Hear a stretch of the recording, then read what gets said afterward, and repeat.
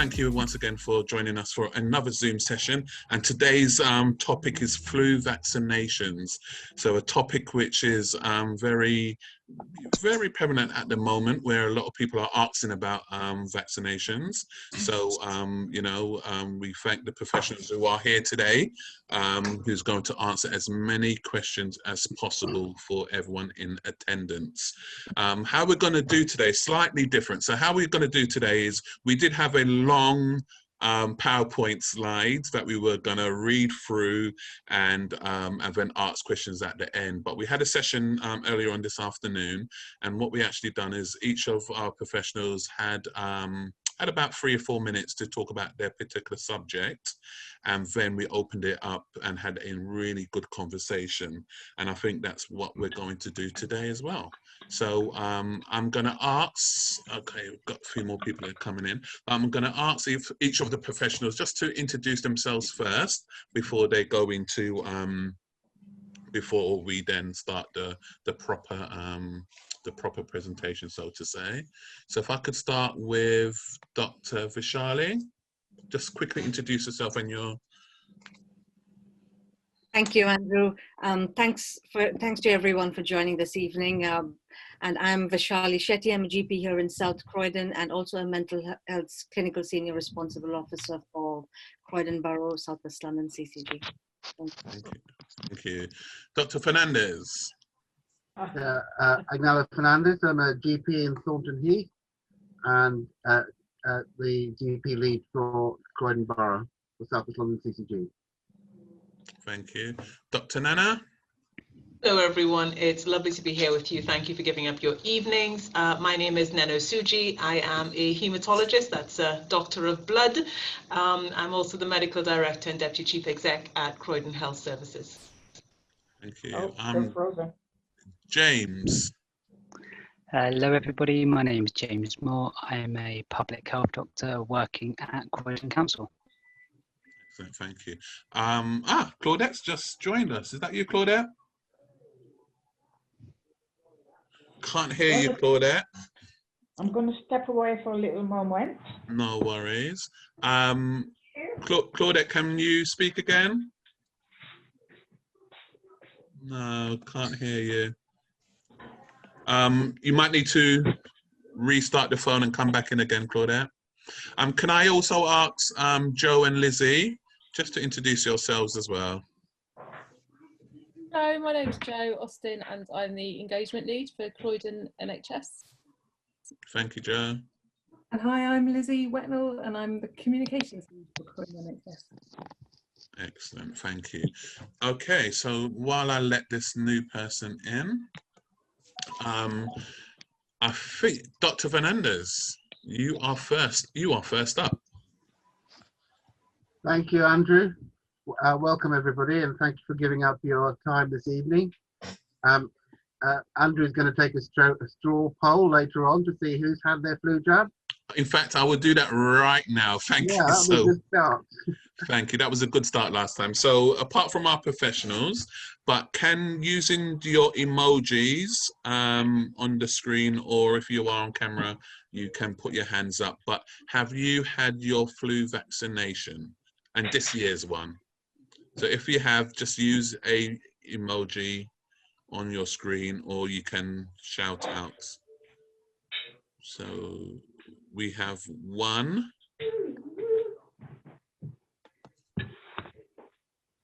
I had mine, Andrew. Okay, thank you. So that's 2, 3. I had mine as well. Marjorie's had, okay, so that's 4. Okay. Okay, I think that's a bit. Yeah, I think that's a better showing than this afternoon session. So that's a good start. So over to you, Doctor. Well, that's 4 times the number we had this afternoon. Yes. So we're making progress. So yes, flu is a condition that can affect people quite severely. It's a condition that is caused by a virus. There are several types of flu viruses, and they change every year. That's the nature of flu viruses. That's why we've got to have a flu vaccine every year to protect people from catching it. I think most people are familiar with the symptoms. They're they're not just a heavy cold. They're quite debilitating, the illness. Um, and people often say, why do I need to have a flu vaccine when I'm already well? And part of the problem is that to keep you well and prevent you getting influenza infection is the flu vaccine. And it's a tried and tested way of keeping people well and to prevent them getting seriously ill. One of the complications of influenza or the flu and the true flu is pneumonia. People can end up in hospital and people can die. And what people may not know is up to 11,000 people a year die from the flu. And it's entirely preventable if they have the flu vaccine. And obviously, we have a program every year to have to give the flu vaccine to people who are at risk, people who have long-term conditions, people who are over 65. And the reason for this is to ensure that during the season of the winter months that people are protected. It's the time that they're most commonly close together with other people indoors and can transmit the virus between each other.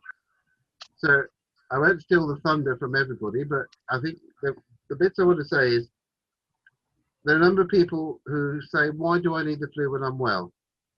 And the answer is quite simple. It's not only to protect you, but it's also to protect your family and to protect others. Yeah, the second point to make is there are things that we can't do anything about, but flu is one of those things that we can take a vaccine to prevent us getting ill. And so as a prevention measure, it is a tried and tested way of doing things. Another question people ask is, well, I had it earlier this year. Why do I need another one? Well, every winter period requires a new vaccine that is made depending on what type of flu virus is circulating at the time. So hence, every winter period from October till about March, we have the campaign to vaccinate people. So for those who haven't had their flu vaccine, I'm hoping that you will have yours. I've certainly had mine and all my family as well. And it is to protect not only myself, my family, but also my patients when I see them, and so that I stay well over the winter period. I'll now pass on to Vishali. Yep.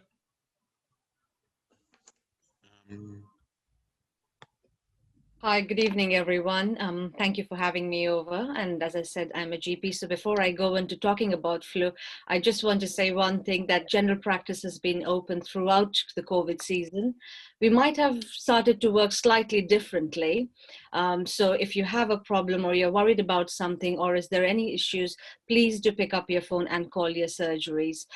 We worked slightly differently, but we are open there to listen to you and try and help you out. So that's one thing. And a doctor would always sort of consult you on the telephone first and then bring you in if necessary. So that's a little bit about the general practice. Now coming back to flu, yes, I'm an advocate of flu vaccine. I've had my flu vaccine. The difference this year is, of course, the at-risk group, the pregnant women, people who are in residential care homes or who are carers, they have their normal flus and they are eligible for the normal flu vaccinations. But this year, people who are over the 50 years age or who will be 50 by March 31st, 21 are also eligible for flu vaccination. And this program has started from today, the 1st of December. General practice would be sending out texts to everyone. So if you are in that category, please do contact your surgery about it. The risk categories are there, available on the government.uk website. But just to come back to what does the flu have, as Dr. Fernandez was saying, it doesn't cause flu because it has a dead virus. So it will not cause you flu. You might get a little bit of sort of sore arm or a little bit of malaise. That is more of a generalized reaction. And but the nasal vaccine with the children they do have live virus, but they are quite weakened, so they also would not cause flu there. And people who are above 65, they get a special flu vaccine, which has got an adjuvant to help a better immune response for them. So that's a special one for the over 65. If you have any allergies, speak to your practice nurse or the pharmacist. And if, for example, if you're an egg allergy or if you have egg allergies, there are alternative options available for them. And just touching base on the flu vaccine, as I said, it's a nasal spray, and there are a lot of conversation in various groups whether it's got pork gelatin to stabilize the vaccine. The answer is yes, it has, but this has been discussed with the Jewish Council and the Muslim Council. The Jewish Council has okayed it because it's in a very hydrolyzed form. But if people do have reservations, there is an alternative available. So please do speak to your practice nurse. And the reason why flu is important in children is because they do get sick. Some of them get pneumonia. They become really unwell, needing hospital admissions. And the fact that children do spread the viruses, they might spread it to their grandparents or older people whom they come in contact with. And that makes the situation more vulnerable. So that is just a bit of basic about flu, and just coming down to, because I'm a mental health CSR, so I will talk about a little bit of mental health. Just like physical health, you need the flu vaccine to keep your physical health sort of in good shape and form. Just like that, mental health is also important. And I know it's been a really different time, or a trying time, last several months. Croydon has got something called Croydon Talking Therapies. If anyone wants any help from them, so please don't hesitate to contact them. That's from me. Thank you. Thank you. Who are you passing it on to, Doctor? I think, is it, sorry, you're back on mute. I think, is it Dr. Nana, is it? Yes. Okay, Dr. Nana.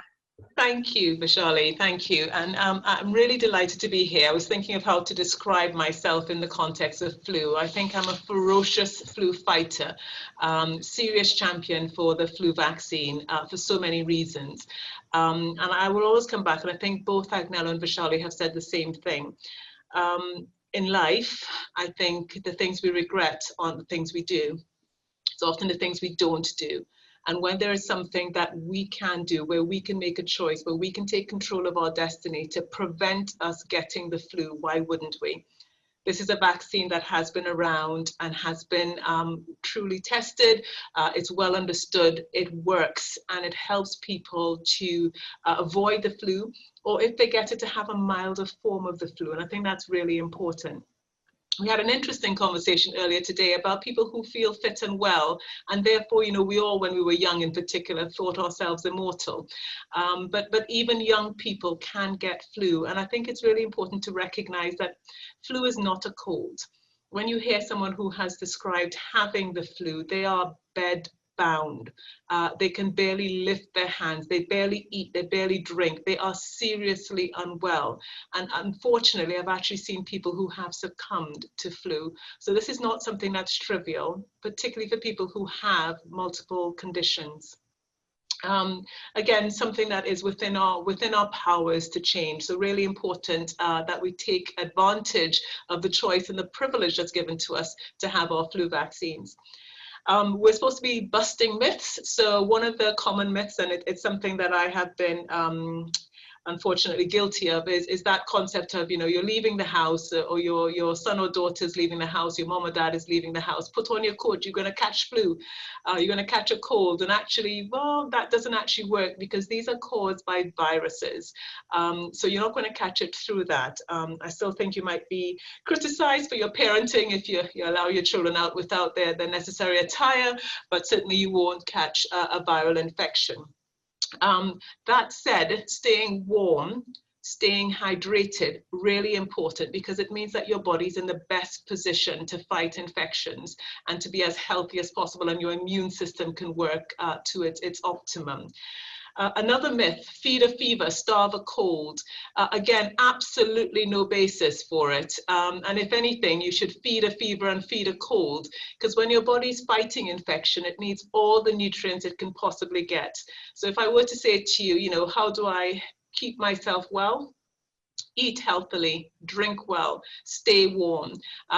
If Rachel were here, and I'm sure James will talk through the hands, face, space, so I won't steal his thunder. But I do just want to re-emphasize that flu is something that we can avoid, that is preventable, that we can, through our own choices, reduce our risk for, but not just for ourselves. And I was reading the It Takes a Community hashtag that I can see. It really does. This is about family and how we look after each other and how we reduce the risk for people around us who are more vulnerable than we are. So it's something about doing what's right for you, but also doing what's right for the people around you. We're deliberately keeping this brief so that we can have a dialogue and questions. So I will hand over to Claudette or James. If I'd go for Claudette, and then Public Health will give us the rounding a message. Good evening, everyone. Hopefully you can hear me. I've had to sign in on 2 devices, one to see and one to speak. So Claudette, just hold on 1 second. I'm trying to find you, so I need to put you onto screen. Is your screen up or not up? It is. Okay, I can see you now. So just give me 2 secs. Okay, over to you. Right. So sorry about that. I've had some technical issues this evening. Good evening, everyone. My name's Claudette, and I'm a pharmacist by background and the head of medicines optimization in Croydon. And I head up delivery of the flu program and have done for the past 4-5 years. And I'm a strong advocate of flu and feel it's a role I'm proud of. And looking at the monitoring, I believe in it. I too have had my flu vaccine. And looking at the data, one of the things that struck me this year is when we look at across the borough of Croydon, is looking at some of the gaps and discrepancies, and particularly within our Black community, Black and minority groups, how the number who refuse to come forward or decline or aren't sure is very high, disproportionately. So I thought in terms of having a conversation, trying to get some understanding and discussions around what some of those reasons and how we can sort of help to sort of share and make people feel more informed around making those choices to prevent the flu and protect themselves, their families and their loved ones. Moving on to James. Thank you. James. Thank you for having me today. I'm here on behalf. Okay, James, you hold on 1 second. I need to find you as well now. 1 second. Where are you? Oh, thank you. Go for it, James. Thank you for having me. I'm here on behalf of Rachel Flowers, Director of Public Health. My name is James. I'm one of the public health doctors working at Croydon Council, and also feel myself to be an advocate for the flu vaccine. Very important to get it each year, and I'm sure I do as well, sort of falling into a risk group. And my colleagues have really they've covered quite a lot of ground actually, in terms of a lot of the myths that are usually around. But of course we have new myths because of the situation we find ourselves in this year. And one of the things we're hearing increasingly is that because of everything we're doing around COVID, we're doing our hands, our face and our space, people may think that actually, well, I'm doing hands, face, space, so I'm ensuring I don't get COVID, so I'm also ensuring I don't get flu. But the truth is actually, although all these mitigation measures will reduce the likelihood, it doesn't completely reduce flu circulation, and flu is out there in the community. And whilst we're doing a lot for COVID, it doesn't eliminate the risk. And as my colleagues have said, by getting the flu vaccine, we can ensure that actually we don't just protect ourselves, but we protect those that we come into contact with. And that might be people you live with, it might be friends, or it might be people you work with. And it's important because flu doesn't always cause symptoms. When you do get symptoms, it can be extremely serious, as colleagues have said. But it is important to get the flu vaccine, both for ourselves and for those we care for and socialise with and work with. Thank you. Okay. All right. Thank you. Okay, and now I need to try and come out of this now. Okay. Can everybody see each other? Yep. Okay, cool. Okay, perfect. Okay, so this is the time now for questions. But before we go into questions, Dr. Fernandez, I think we lost one of the four. I've just seen the group chat, and I think one of the emojis I thought was a yes was actually a embarrassed face, meaning that she didn't actually take the flu vaccine. So we're back down to 3, sir. We're back down to 3. But everyone on board now. This is the time. We have 6 professionals on the line where you guys can ask them direct questions with regards to the flu vaccine. So I'm opening it up now to the community. So let's, if you do not want to talk out front, then please put something in the group chat as well. But yeah, let's go for it. This is our time to ask the questions. Any questions you've always wanted to ask, this is your time. Bianca, are you still here? Yes, I am. Okay. And can I You go? can go Because first. Go for it. I'm going to have to go shortly. Of course. One of the reasons for my reticence in having this is that my mother had the flu jab a couple of years ago, and about a week later she was so ill. She was so ill with flu, whatever it was, but she was actually bedbound, in the whole 9 yards. Cut a long story short, she then came to live with me in 2018, and she was due for a flu jab, and I have a very good relationship with my doctor. So I said to him, I told him the background, and I said, if she had the flu jab, why did she get so ill? And he said the flu jab only only protect you against certain strains.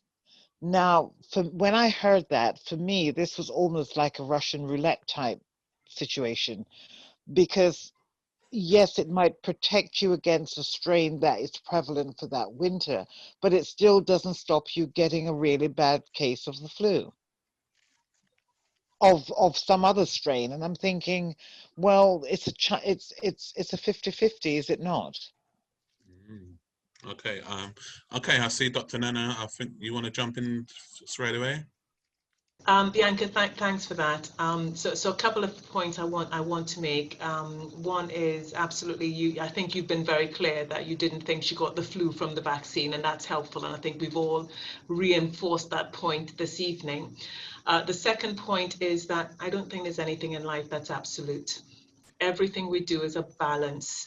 And the balance is in favor of having the flu vaccine because it protects you from a range, and the percentage changes year on year, but often it's in the region of at least sort of 70% of strains of the flu virus. So it gives you some protection. And I think that's better than absolutely being open to all of these different strains.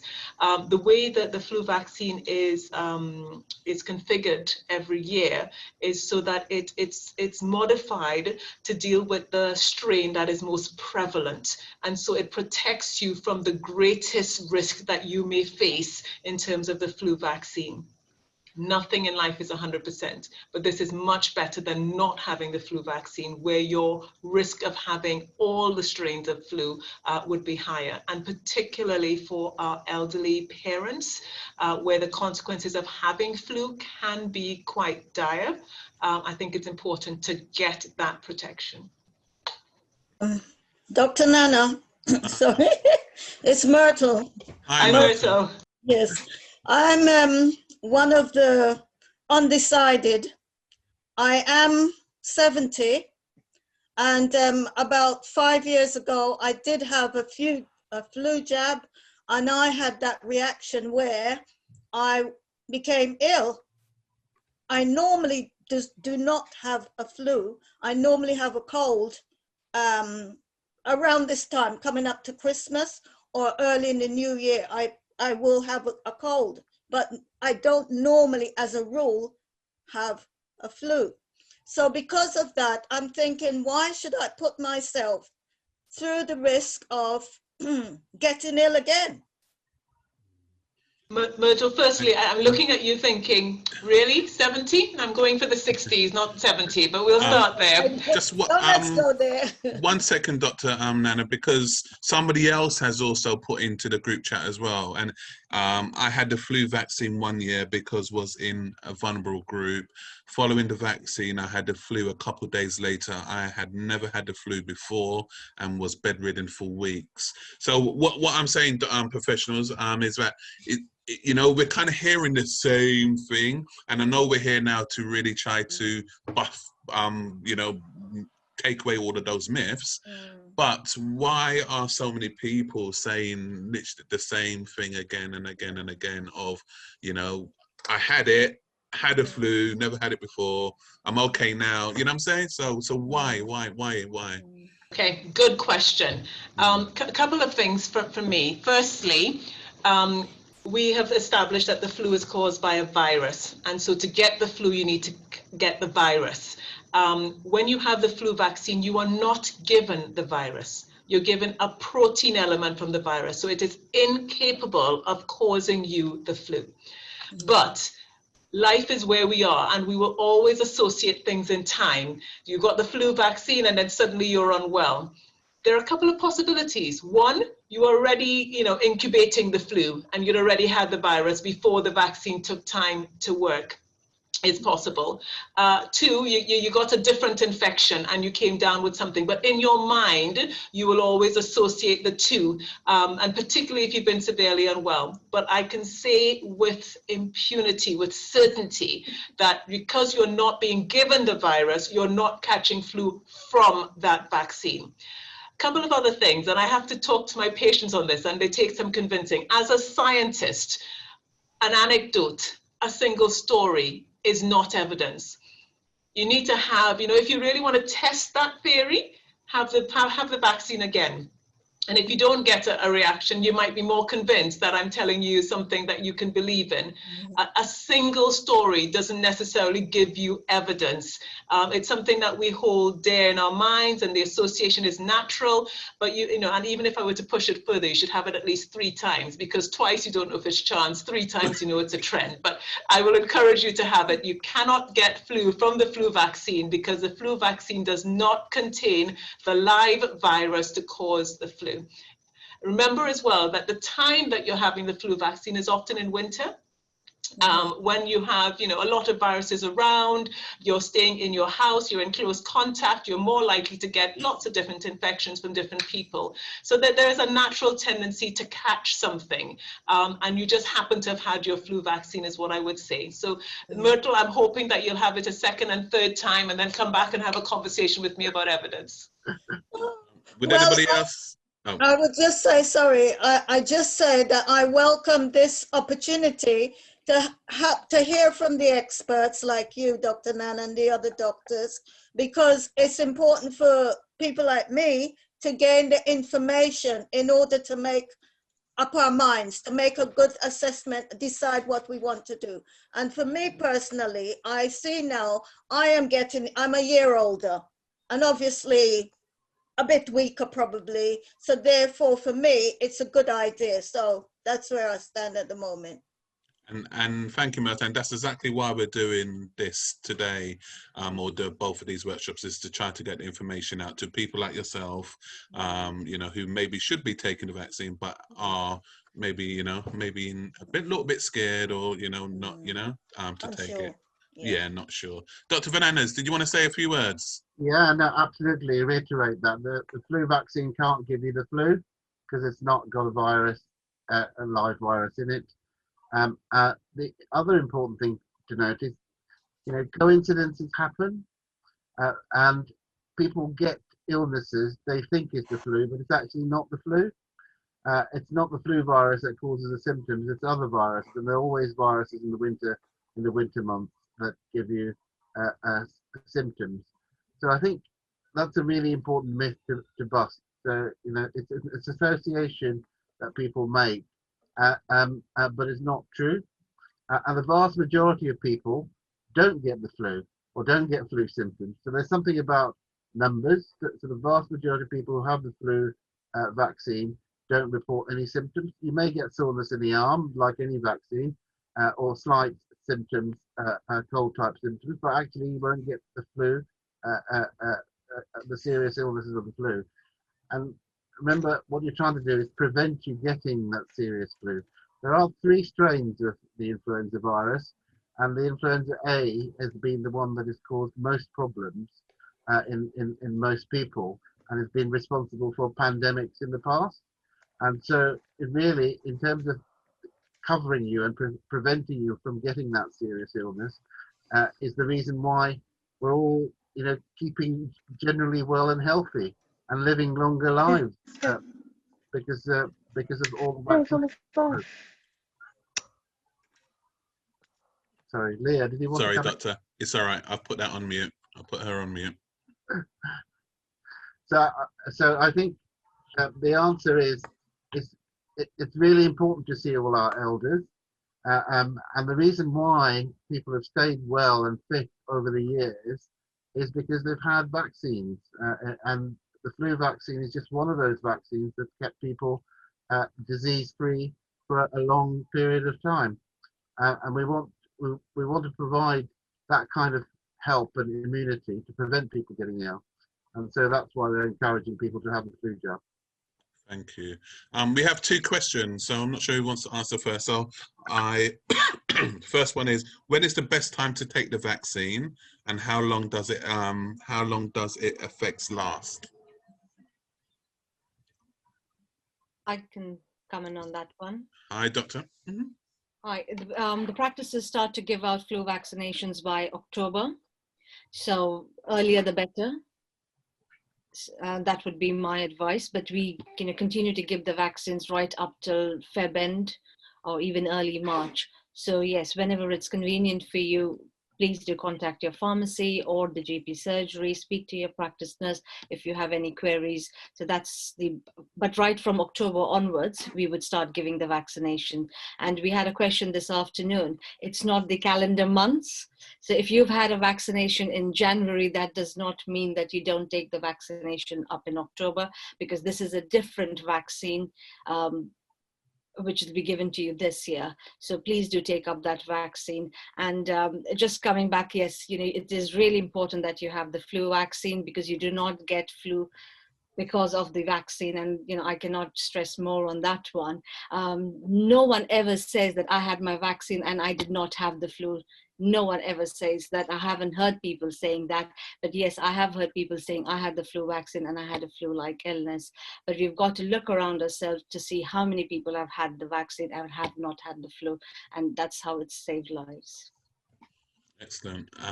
There's another question. I think it kind of goes back to a few minutes ago, but it says, many senior people I know have skipped the flu jab or do not take it because they think if you take it, you get the flu.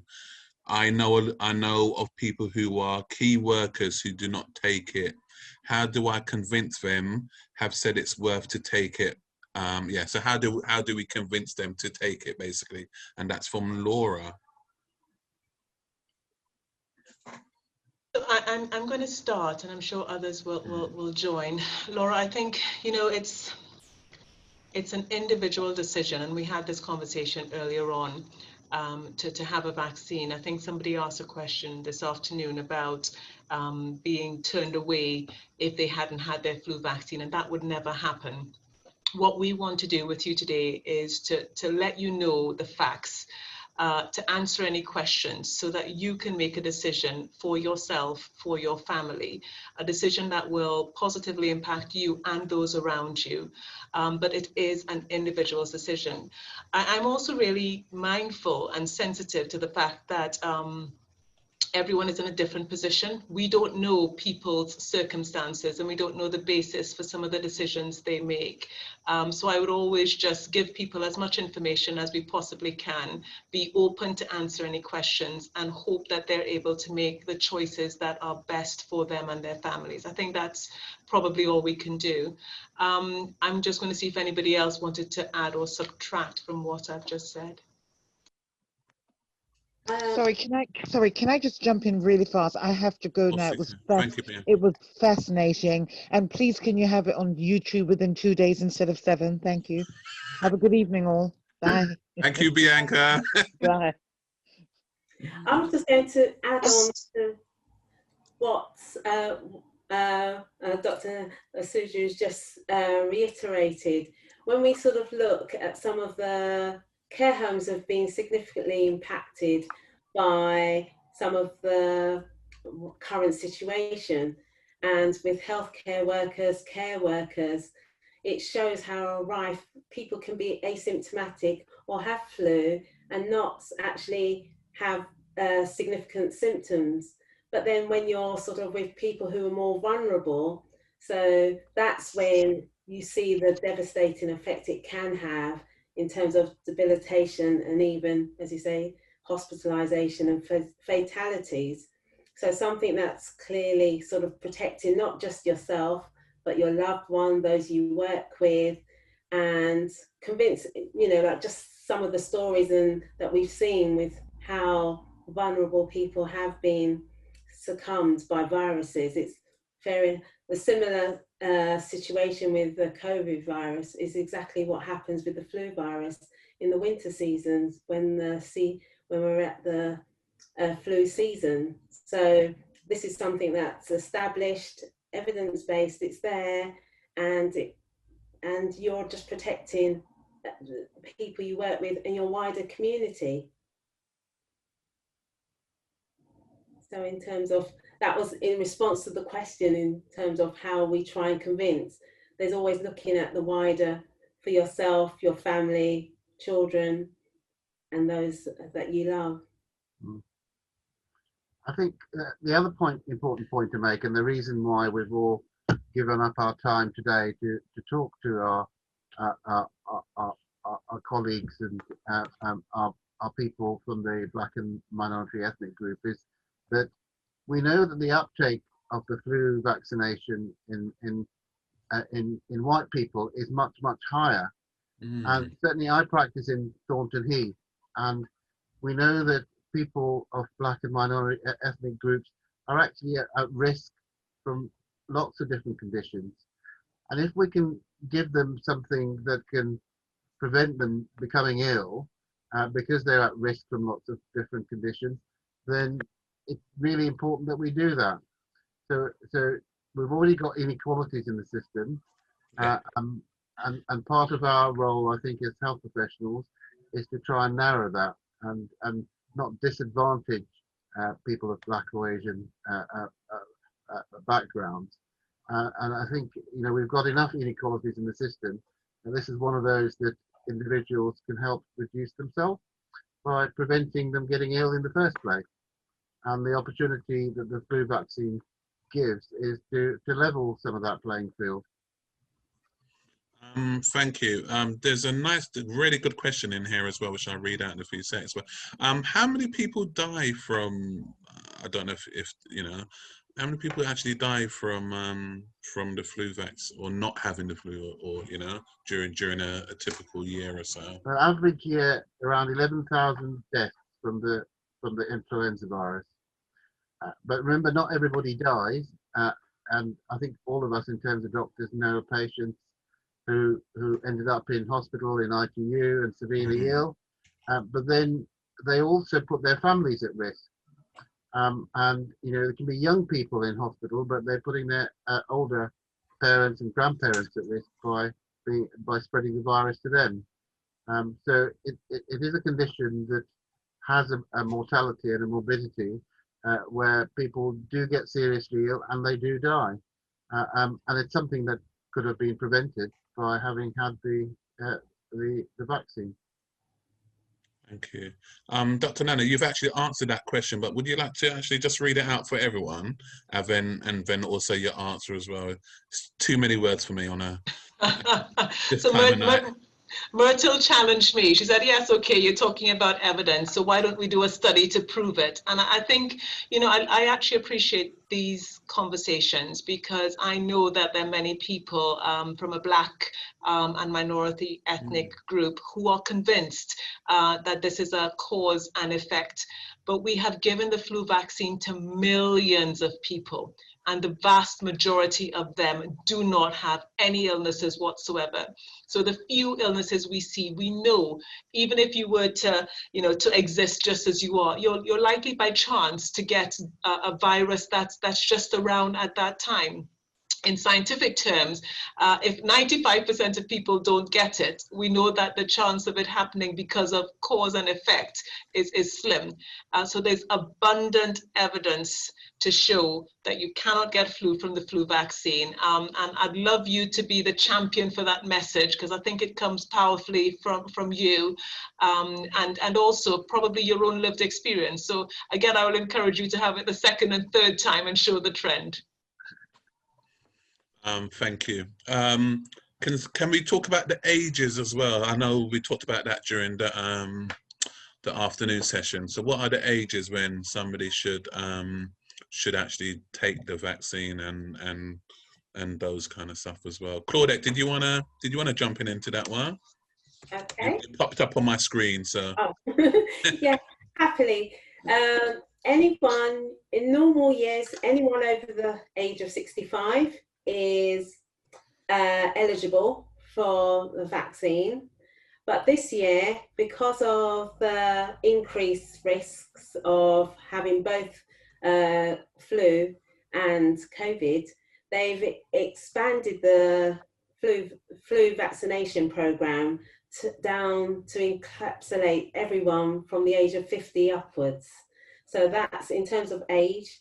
Anyone who's over the age of 50 is now eligible for a flu vaccine from the pharmacy or from their GP practice. They also give it to all primary school age children and those aged 2 and 3. And this year they're extending the school age to year 7. So that's the first year of secondary school.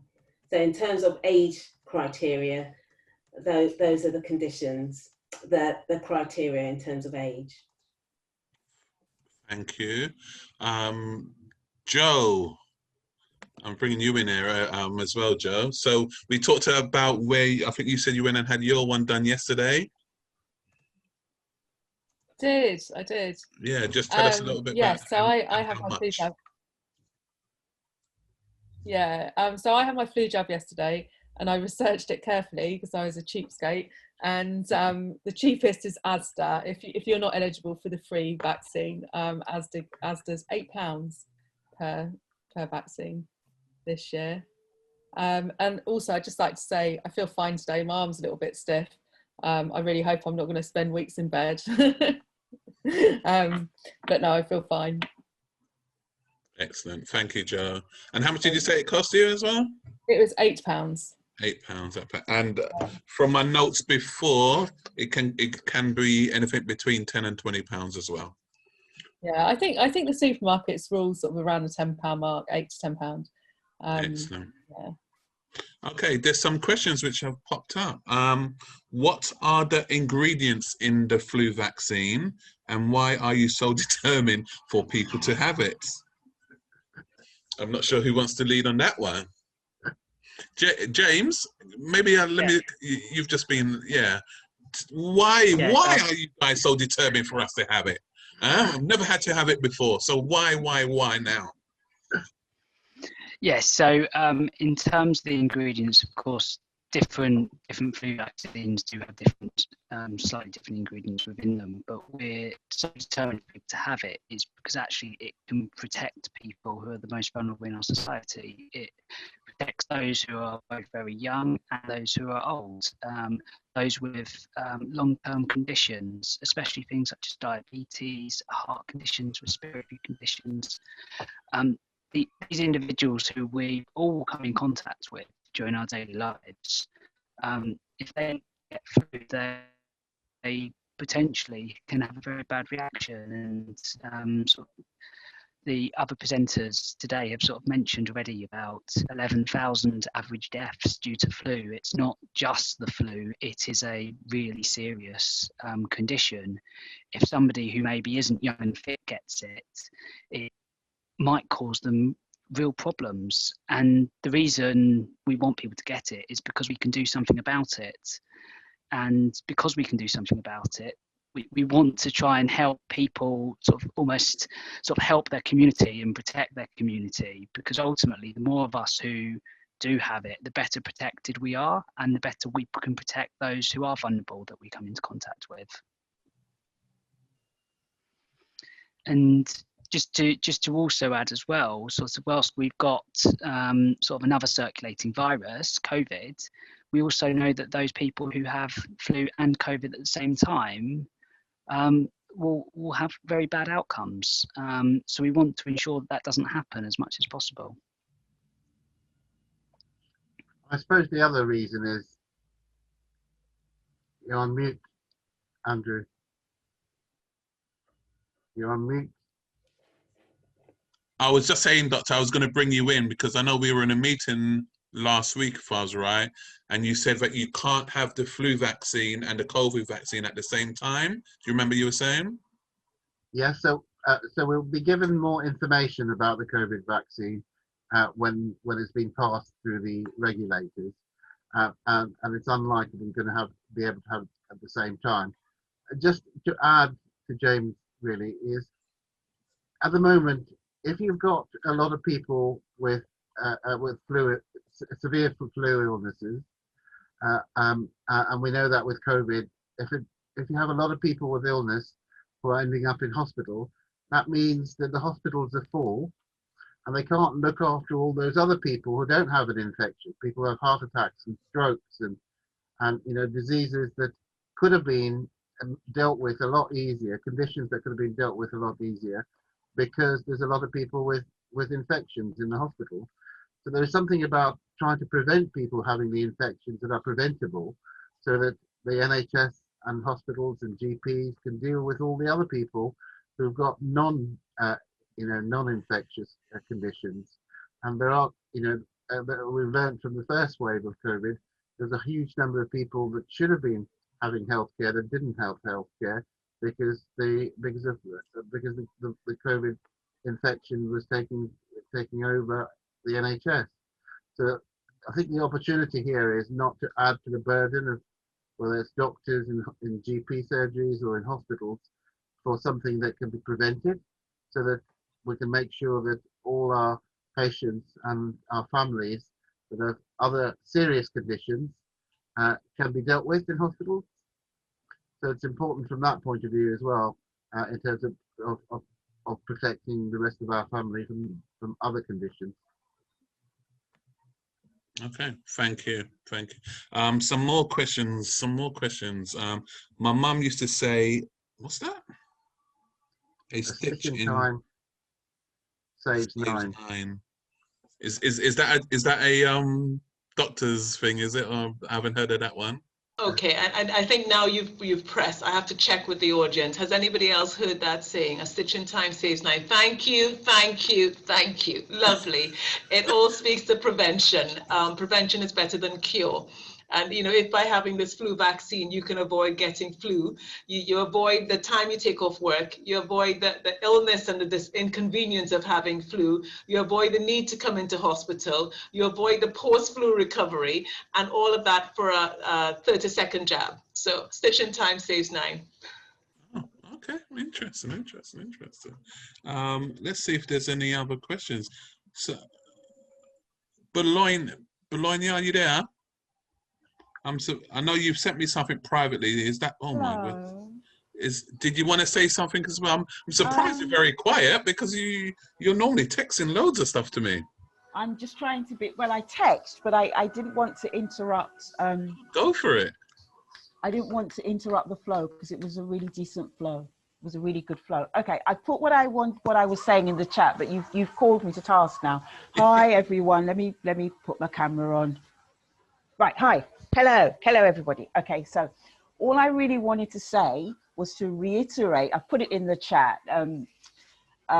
instead of you listening to my waffle, is the fact that I really appreciate Myrtle's contribution and her just being very sort of sharing of herself and whatever concerns she might have. And it is a journey to get to a point where you are as invested and engaged in your healthcare as you need to be. And I guess that's why we've come together on this forum. When I worked in a hospital setting for many years, because you would be very prone to lots of different bugs, taking that flu jab annually, it did make a huge difference. It's something I would always advocate. I must admit that I'm just shocked that I got offered the flu jab because I'm over the age of 50. So my text came through quite late. So it's not that I'm sitting on the fence. It's like I feel, oh, really? And I've been a little busy at work, but definitely I think advocating to people with long-term conditions, with my pharmacist hat on, I think there's a lot of education and a lot of concordance that has to be worked out. I'm slightly disappointed that there aren't more people on the forum, and I think it's about us collectively thinking, how can we as a community engage and take people on their journey from being advocates of the flu jab, which is going to sort of lead to everybody having a better quality of life in the community. I think everybody's kind of said it all really, but as a pharmacist that used to work in critical care, I would definitely always advocate it. And it's shocking to see the number of admissions that quite potentially could have been avoided if the uptake had been a lot higher back then. So let's look forward to the future. Thank you. Thank you, and thank you so much for that, B. I think my question now to the professionals as well, and kind of like just take what are the next steps for the BME forum as well.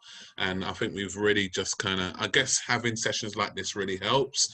We had the afternoon session, and you know, even though we only had very few people on it, the people who came on were converted at the end and said they were really going to go and do things and spread the word in their community as well and in their families. So just going forward, and you know, maybe a discussion that we have later on, but what can we really do to really get the message out to our community? Because yes, we are the BME forum, but we don't cover all of the BME groups, right? And I know we've got Lizzie here representing ARCC today, and you guys were with them a couple of weeks ago. But what else can we do to really get the message out to as many people? So just okay, I think, hi, do you want to say a few words, my dear? I'm going to try to unmute you. I'm going to try and unmute you myself. I think I can I? Oops. I can't. What's happening here?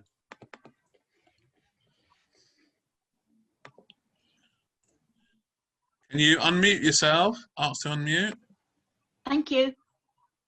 Ah, whew, there right. we go. I'm using my smartphone. I didn't know Yeah. about today until somebody sent me a link this afternoon. That's the first thing. Secondly, I find Eventbrite worse than useless. I always have difficulty with it. Thank you. Much better if you could have a direct link of some sort. Also, I wonder about the advertising, because if I didn't know about it until this afternoon, a lot of people are sitting in front of their televisions now. So perhaps it could also be put on at a different time, perhaps like a Saturday. Okay. Like a Saturday lunchtime, or even an early Sunday afternoon, because I would think a lot of people would, well, especially this coming week, they will be at church. And I know a lot of services go on quite a long time, don't they? And I just wonder if you've got to have these sort of things more frequently. Thank you. How did you get the email? Was it from CNCA, was it? No, a friend. No? A friend? And I don't know how she got it in the first place either. And also, I wasn't quite sure who it was directed at. Everybody, But I everybody, mean, it was a really. little bit vague as to who it was for Okay. and what the content was going to be. Thank you. I'm writing all of this down. I'm sorry, what's your name anyway? I'm Jenny. Hi, Jenny. No, thank you for that. Okay. I think there's been... Can I ask one more thing? Of course you can. can. The year when everyone had problems following their flu vaccination, we heard afterwards, it was in the media, that they had actually chosen the wrong strain of flu to vaccinate us against. And that's why so many people were ill.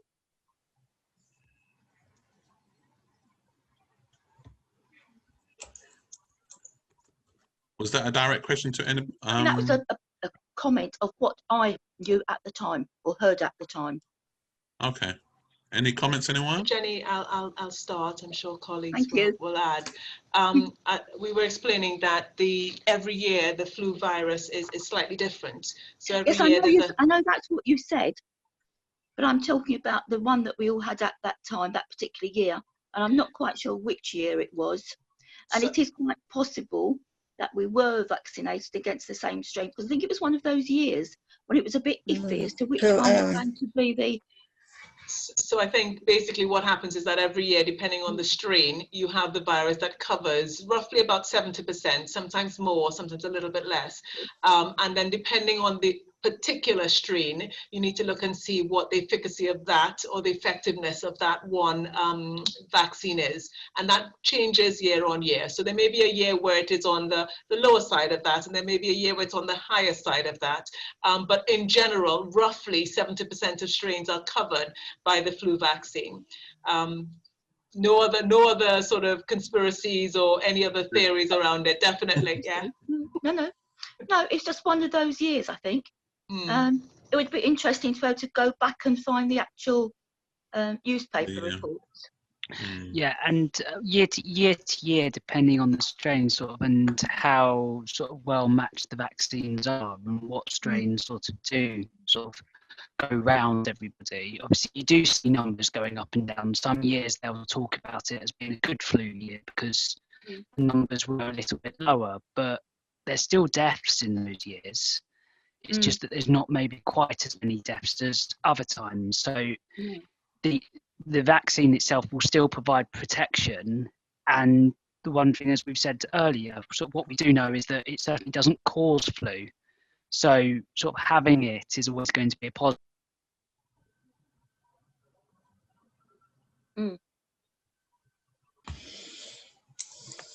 Oh, okay. You've just gone on mute for some reason. Did you want to finish off, James? Or? Oh, no, that's no, that's fine. That was it. Okay. Sorry. Yeah. Okay, so we're going to round up now. There is one or two more questions just from Murtaugh, and I'm just going to ask the professionals, just maybe just give us your one tip or your one suggestion as well for everyone who's actually left on here as well. But let me just read out Murtaugh's question. I'm not sure if this question has already been asked. Why do you think there is such a low take up of the jab? I think radio advertising and churches are a good venue to spread the word. Ex-black nurses could be recruited to spread the word and to explain that the jab is also protecting families of the vulnerable. Thank you for that one. I will write that one down. Thank you. Thank you so much. But maybe to Dr. Vishali, why do you think there is such a low take-up in the flu jab? That's been really interesting, and as Claudette was saying, it's right across the Croydon borough. If you see, I sort of practice in more of a central south side of Croydon, and if you look at the practice figures, even the practice take up in different parts of Croydon, if you look at the north of the borough, they struggle. When you speak to our colleagues, practice managers, pharmacists on that end of Croydon borough, the uptake is less.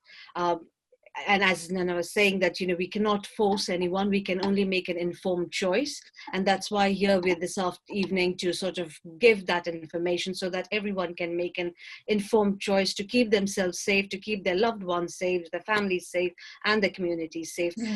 Yes, we've got to shrink this health inequalities. We've got to make sure that the uptake is sort of standardized right through Croydon, and I think it has to start somewhere, and I think probably this evening should be the starting point. Thank you so much. Dr. Fernandez, your last few words, what's your departing words for the group? So I work in the north of the borough. When I talk to my GP colleagues in the south of the borough, or Kingston or Richmond, or the more affluent parts of South London, they have patients queuing outside to have the flu jab, and we struggle to get people to come in to have them in the north of the borough because we have a high BME population. So I think doing this sort of discussion that we've had tonight is really important to bust some of the myths of why people are not wanting to have it. And really the last word for me is protect yourself, protect your family and your friends, and also protect the people that live in your area and have the flu jab. Thank you. Dr. Nana. So for me, I think I really enjoyed this session. It's important for us to hear from everyone why they have been reticent, why they have hesitated, what they want to understand better. I think there's a huge amount of fear, and people always fear the unknown. And to combat that fear, there's something about getting the knowledge and information from trusted sources. And I hope tonight has been useful in that regard. And now you are trusted sources. And I hope that each and every one of you becomes a seed of change and influence, because when you say it in your community, it will be so powerful.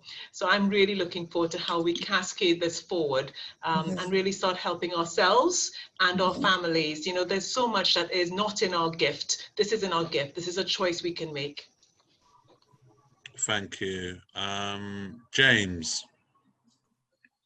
Yes, thank you. And I really welcome the opportunity to talk tonight. It's such a sort of, it's so good to just see sort of people, members of the community, being able to answer questions and to receive sort of answers from sort of the professionals. I think when we're sort of asking why is there sort of low take up, it's because of everything that people here today have sort of been mentioning, all these sort of myths that are out there and these misconceptions, which it can be challenged, and if you have the right information, actually quite often it might change people's minds, but it's having that information.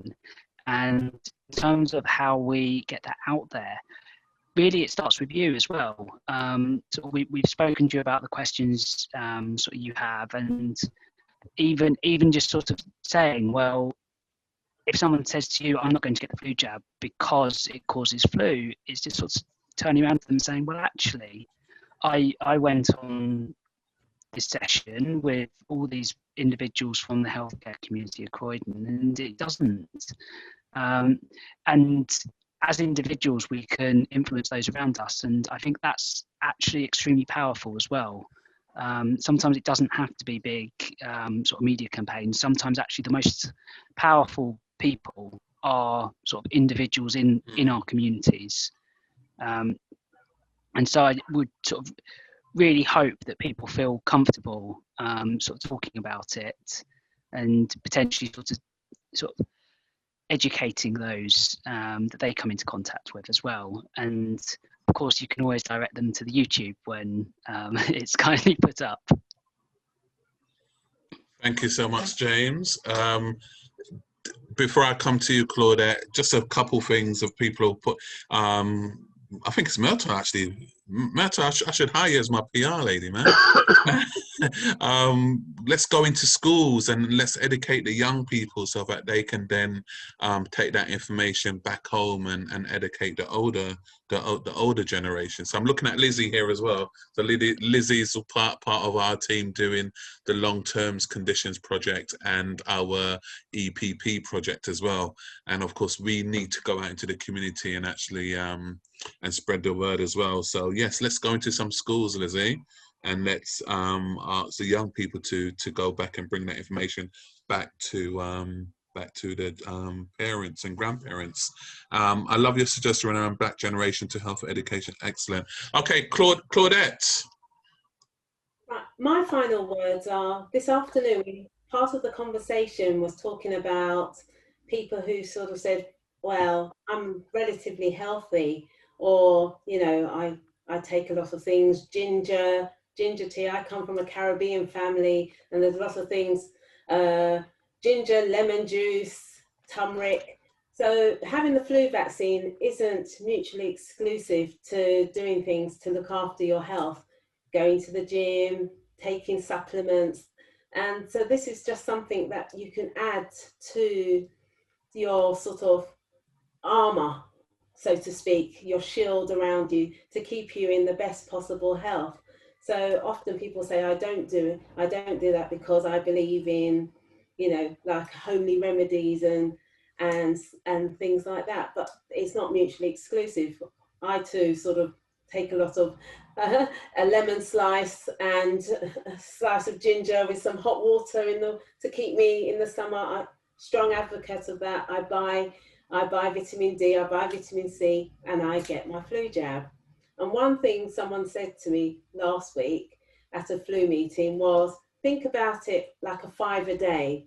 So instead of trying to change the world, if we sort of think, if we could try within our sphere each week to think of 5 people, and as we said, try and cascade the message. Just break off 5, and if those 5 help to change and inform in messages in trusted individuals with the information, that can only be of benefit to the wider community. Mute, sorry, classic, I'm on mute. All right, listen, thank you so much to everyone for attending. We've got loads and loads of information. Even some stuff still coming, and I will read that a bit later, but thank you everyone for attending. Joe and Lizzie, is there anything that you wanted just to finish off as well before we go? And thank you to Joe and Lizzie for actually creating this as well. We had a meeting last week and we said let's pull it on. So I will ask Joe and Lizzie just to, if there's anything they want to say before we say thank you and goodbye to everyone. Oh, well, I just want to make it very clear that this was... Oh, sorry, the other Lizzie, sorry. There's 2 Lizzies, sorry. Because I just wanted to say very clearly that this is not me at all. I'm just... No, sorry. So there's another Lizzie. Over to you, Joe and Lizzie. Okay, it's really unusual to be 2 Lizzies.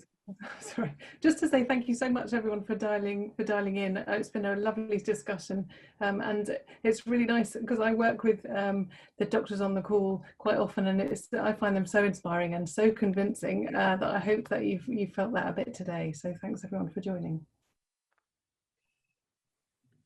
And Joe, final words.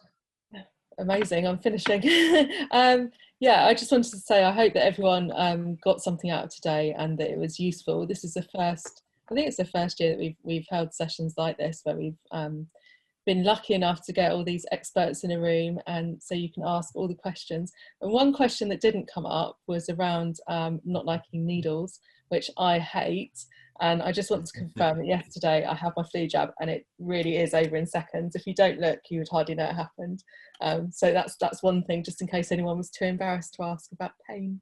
But yeah, lovely to see you. And I hope that we can come back and have a similar conversation anytime you've got questions, really. Thank you so much. So with us, just want to say thank you to Dr. Vishali, Dr. Fernandez, the ambulance who just went past me. Dr. Nana, James, Claudette, thank you so much, and to Joe and Lizzie as well. And of course, thank you to everyone as well who came and have spent the last hour and 17 minutes with us again. So thank you so much. If you're not on our newsletter, please put your email address in the chat, and we will add you onto a newsletter, and hopefully we will see you again, and maybe with the COVID-19 vaccination talks. I'm sure we're going to have many of those. So once again, thanks everyone, and we'll see you soon. Bye-bye. Bye-bye. Bye. Bye. Thank you.